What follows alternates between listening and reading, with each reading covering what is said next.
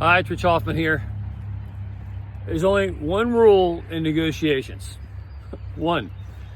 He who owns the gold rules.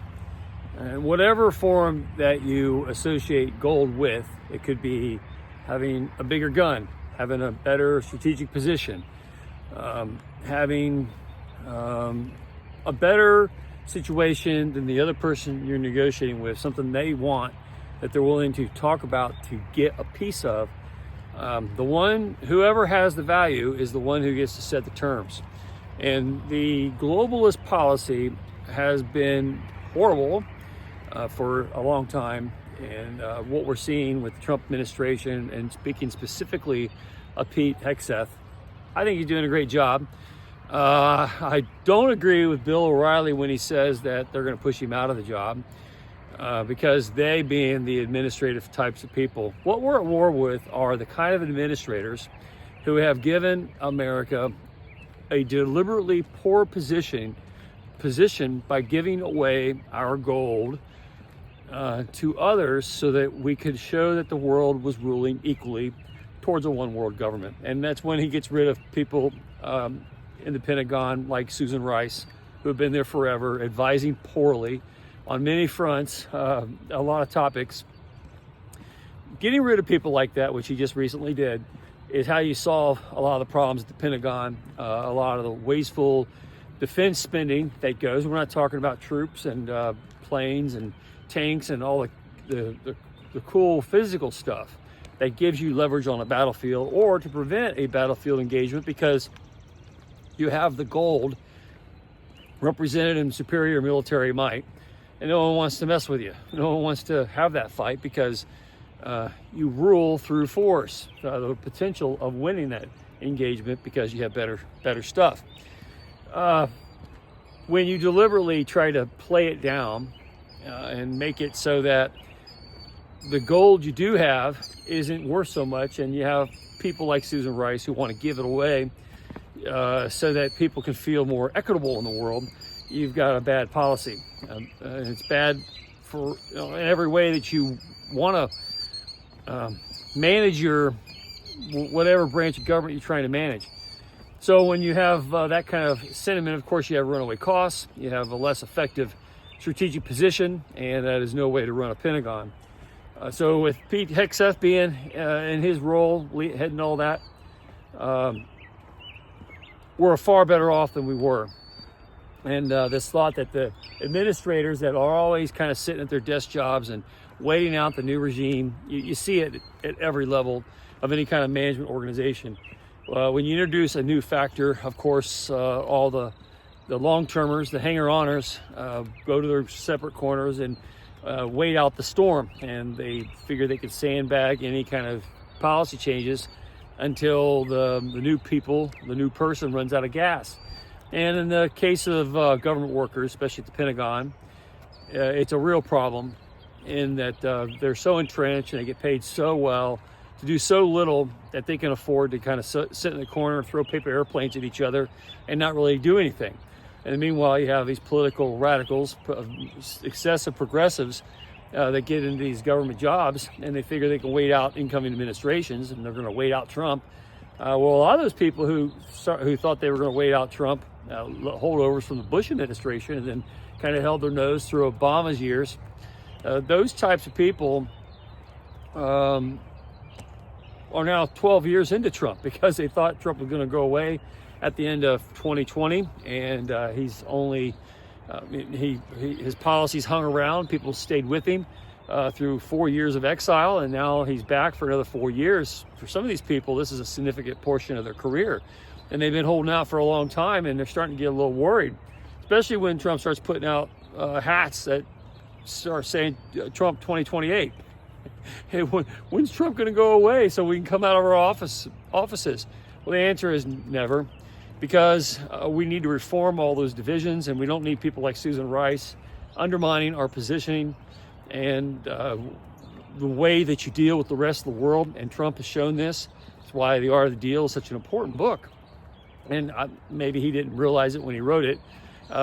He just had a good sense of what worked and what didn't. He wanted to share it with people, and he did that while he's building his brand through the 70s and 80s, especially in the 80s with Reaganomics. Trump was synonymous of the kind of people that the Reaganomics economic system could produce. And then he would offer to share that as an inspiration to others who wanted to achieve the same thing. So I wrote a series of books that were really good, but nothing better than The Art of the Deal. And Trump is just the kind of social type person. He has the kind of character traits, especially in positive thinking, that make him a good deal maker. And that doesn't mean that you sit down and get everything you want all the time. It's all your way or the highway. He knows how to read a room. He knows how to get the best for his position, whatever it may be. And you do that often by getting people involved that can then get something out of it. But you got to know what the leverage point is. And for that, you have to understand what the value is. And typically, it's a good definition of that is he who owns the gold rules. Whoever has the value of something gets to set the terms of negotiation. So when you go to a negotiation of any kind, you always want to have the best position. If you're delivering in a competitive market, a form of gold could be a better delivery on supply chain management. It could be compression of lead times. I'm always talking about Parkinson's law and how detrimental that is to modern society. Well, if you're a company and you're looking to beat out some other company, you use Parkinson's law, they're in position to it, as your leverage point. That's your goal because you can deliver something faster and better and on time.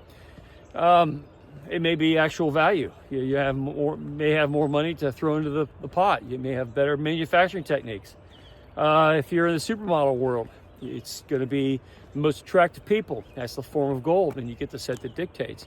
We just watched the NFL draft, and the ones who ruled and were taken and are getting the highest money are the ones who get taken in the early rounds. And that's because they spent their life building a portfolio that people wanted to throw money at to get them on their team. Whatever the position is, you get somewhere in life through creating a better alternative and then driving the negotiations in favor of that value. And with the Susan Rice gang, before Pete Hegseth came along at the Pentagon, it was just go generate a bunch of money, go to Congress and keep getting more money to throw at a big giant machine that was full of people who wanted to give away our negotiating power to the world through wealth redistribution, share our military assets with people who weren't willing to pay us, and they could be brokers in that exchange, and that was their total value. Meanwhile, there wasn't a whole lot expected out of them. So being globalists who gave away our negotiating position was their entire premise. So when Bill O'Reilly says that he thinks all the administrators at the Pentagon are going to drive Pete Hegseth out of his job, that's why there's all this controversy, because all these people are leaking every 5 seconds because they're just trying to get him off the job. I've seen this happen all up and down the value scale, whether it's private enterprise or whether it's government entities, where a dynamic force comes in and disrupts a static order.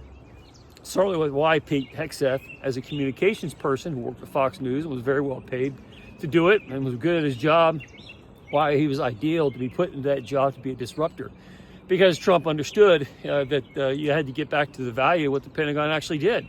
And it's not about, if you've seen the Pentagon, it's a really big building. And all those little offices, windows that you see, and there's layers of them. If you get a window office, you're really valuable. It's all the stuff that's in the interior.